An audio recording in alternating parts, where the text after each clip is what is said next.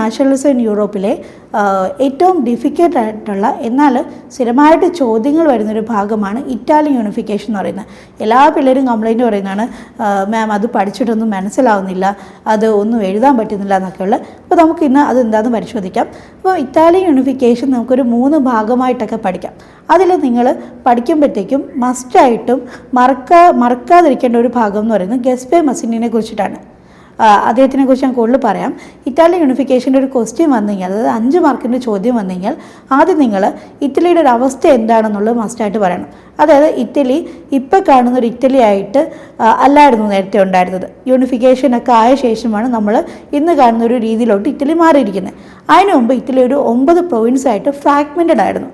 അത് അവിടെ ആർക്കും ഒരു കോമൺ കൾച്ചറോ ലാംഗ്വേജോ ഒന്നും തന്നെ ഉണ്ടായിരുന്നില്ല. കുറച്ച് ആൾക്കാർ ഒരു ജോഗ്രഫിക്കൽ ഏരിയയിൽ ഒരുമിച്ച് ജീവിക്കുന്നു, അത്രയേ ഉള്ളൂ.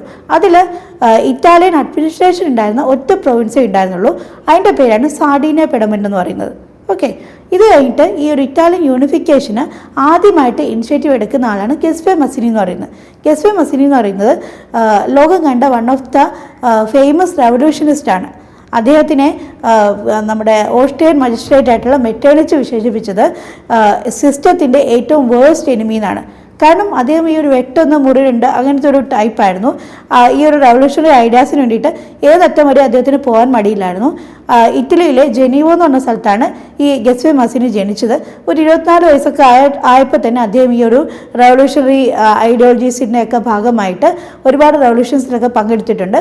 അങ്ങനെ അദ്ദേഹം പങ്കെടുത്ത ഒരു റവല്യൂഷനാണ് ലിഗേറിയയ്ക്ക് വേണ്ടിയിട്ടുള്ള സമരങ്ങൾ.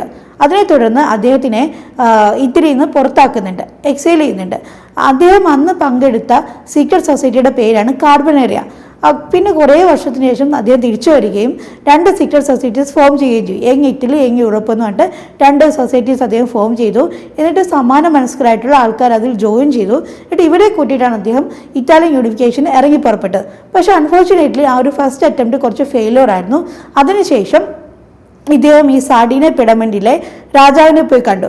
വിക്ടർ ഇമാനുവൽ സെക്കൻഡിനെ പോയി കാണുകയും അദ്ദേഹത്തിൻ്റെ മിനിസ്റ്ററുടെ ഹെൽപ്പ് എടുത്തോളാൻ പറഞ്ഞു.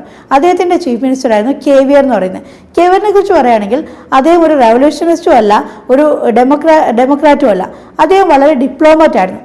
ഈ കേവിയറിൻ്റെ ഹെൽപ്പ് എടുത്തിട്ടാണ് ഇറ്റലിക്ക് ഫ്രാൻസുമായിട്ട് അലയൻസ് ഉണ്ടാക്കാൻ സാധിക്കുന്നതും പിന്നെ ഓസ്ട്രിയയുമായിട്ട് യുദ്ധം ചെയ്ത് ഓസ്ട്രിയനെ കൂടി ഇറ്റലിയുടെ ഭാഗമാക്കുന്നതുമൊക്കെ. അപ്പം ഇദ്ദേഹം മാക്സിമം നോക്കും എന്താണ് ഡിപ്ലോമസി രീതിയിൽ കൂടെ ഒക്കെ ആൾക്കാരെ ഒരുമിച്ച് ചേർക്കാൻ പറ്റുമോ എന്നൊക്കെ നോക്കും. എന്നിട്ട് അവസാനത്തെ ഒരു ഇതായിട്ടാണ് യുദ്ധത്തിലോട്ട് കടക്കുന്നത്. പിന്നെ ഇവരുടെ കൂടെ കൂടിയ മറ്റൊരാളാണ് ഗസ്പെ ഗരിബാൾഡി എന്ന് പറയുന്നത്. ഗസ്പെ ഗരിബാൾഡി എന്ന് പറയുന്നത് ഈ ഒരു മസിനിയുടെ ഡിസൈപ്പിൾ ആയിരുന്നു.